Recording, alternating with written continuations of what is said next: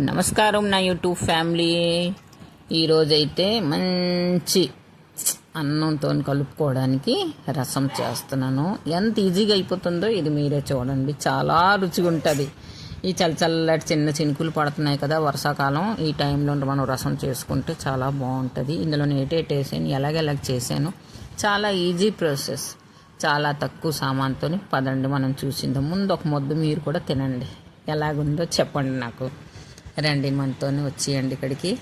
ఇదిగోటి చిన్న నిమ్మకాయ అంత సైజ్ అనమాట. చింతపండు, 2 టమాటీలు, కొంచెం ధనియాపత్తి, 2 చెంచాలు చిన్న చెంచాతోని జీలకర్ర, 3 ఎండుమిరపకాయలు, 6 చెంచా మెంతులు.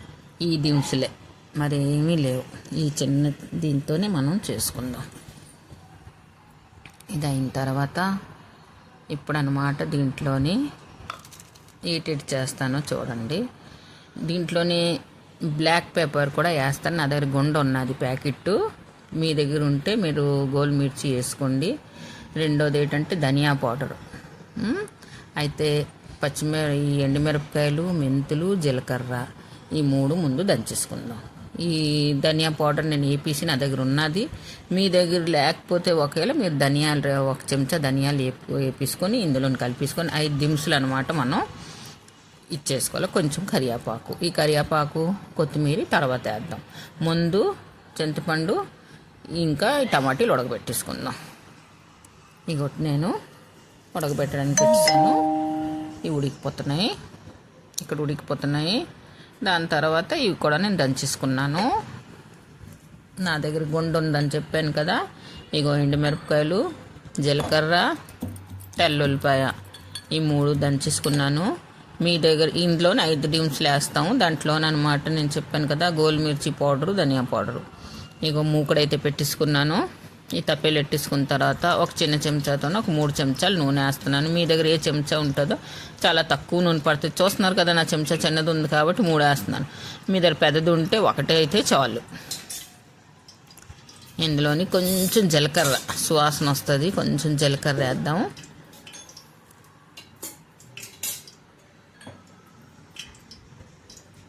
నూనె అయితే మరిగిపోయింది. కొంచెం నూనె మరగాల. నూనె మరగకుండా వేసేసామంటే పోపు ఎప్పుడైనా సరే నూనె మరుగుతే వేస్తేనే అది వస్తుంది బాగా, లేకపోతే దాని సువాసన అంతా పోతుంది అనమాట. అస్సలు బాగోదు. నూనె మరిగిన తర్వాత చిట్పట్ రాడాలి. ఏమైనా ఇందులో ఆవాలేము మనం. ఉత్తి కొంచెం జీలకర్ర, కొంచెం ఒక 6 స్పూన్ వరకు జీలకర్ర వేద్దాం. నూనె అయితే మరిగింది.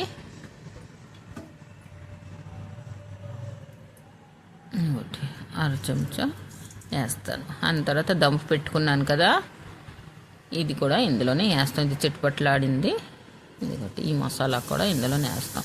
ఈ మసాలా మీరు దంపుకొని, ఇప్పుడు నేను 3 వేసాను. మీరు చెప్పాను కదా 5 రకాలు అనేసి. ఇవి కొట్టుకొని మీరు చేసుకొని ఫ్రిడ్జ్లో కూడా ఉంచుకోవచ్చు. 3 నెలల పాటు ఉంటుంది. మీకు డబ్బా ప్యాక్ చేసి కానీ ఉంచారంటే దాని వాసన కూడా పోదు. కానీ ఎందుకు అప్పటికప్పుడు చేసుకుంటే అదొక రుచి.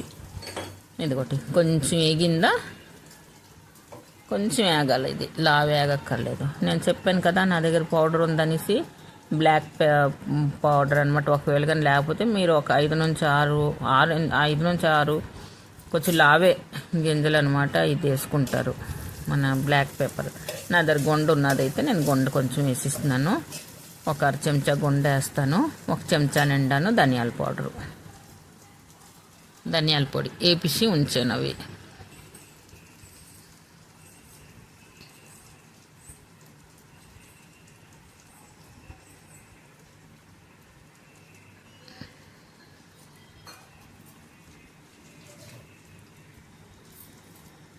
చూస్తున్నారు ఎంత బాగా వేగిందో. కొంచెం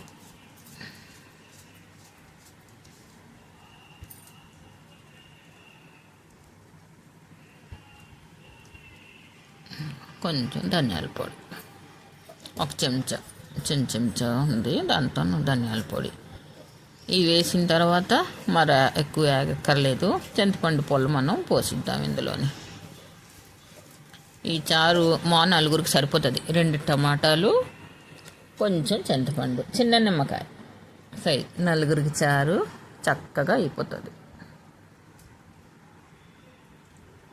ఇంకోటి శుభ్రంగాను పిసుక్కొని 2-3 సార్లు మనం కానీ అంతా వేస్తామంటే పొల్లంతా దిగిపోయిన వరకు కంప్లీట్గాను.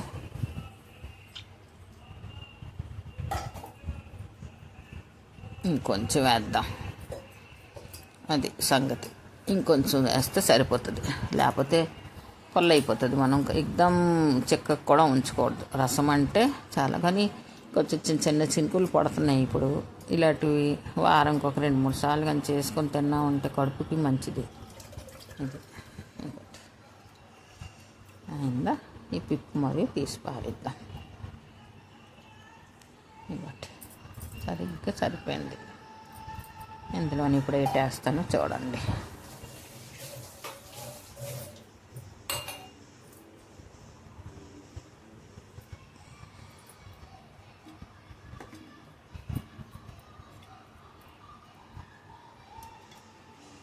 కొంచెం 1/2 చెంచా వరకు పసుపు, దాని తర్వాత కొంచెం కరివేపాకు ఇంట్లో చెట్టు ఉన్నది, పచ్చి కరివేపాకు కొంచెం ఎక్కువే వేస్తుంటాను నేను. 3 రబ్బులు వేసేసాను. కొంచెం ధనియా పత్త. దీని సువాసన అంతా వస్తుందంటే కొత్తిమీరతోనే వస్తుంది. కొత్తిమీర కాళ్ళు, కొత్తిమీర అంతా సిక్కేసి ఇంకో వేసిస్తున్నాను. ఇది లావు మరక్కూడదు రసం. తగినంత ఉప్పు, చాలు సరిపోతుంది. తగినంత ఉప్పు శుభ్రంగా ఒక మరిగిన తర్వాత ఇది దింపేసుకోవడమే. మీరు కూడా ఫ్రెండ్స్ ఇలాంటిది చేసుకొని తినండి. ఇంకా కామెంట్లో తప్పకుండా చెప్పండి ఎలాగున్నదనేసి. చాలా రుచిగా ఉంటుంది, చాలా టేస్ట్గా ఉంటుంది. ఇగురు కూరలకైతే చారు చాలా బాగుంటుంది. ఈ పుళ్ళు కూరకు పప్పు, ఇగురు కూరలకి చారు, రసం.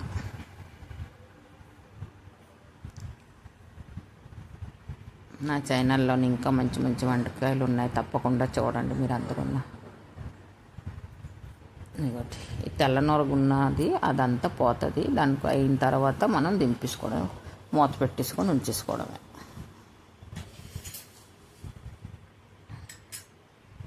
నా ఛానల్కి సబ్స్క్రైబ్, లైక్, షేర్ తప్పకుండా చేయండి. నా ఛానల్కి ముందుకు తీసుకొని వెళ్ళండి ఫ్రెండ్స్.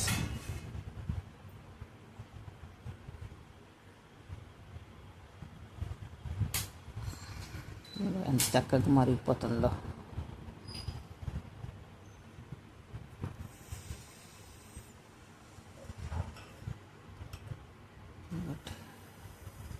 అయిపోయింది మన చారు.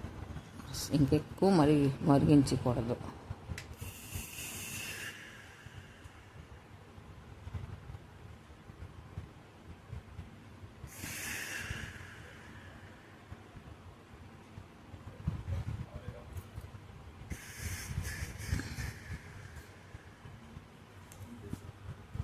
చాలు, ఎంతసేపు మరిగిన పర్వాలేదు. రసంలోని సామాన్లు మరుగుతుంటుంటే ఆ రసం దిగిపోతుంది అప్పుడున్న ఇంకా చాలా టేస్టీగా ఉంటుంది. ఎక్కువ మరిగిపోతే దాని సువాసన అంతా పోతుంది. ఇంకా ఇంకోటి ఇలాగ మరిగితే చాలు.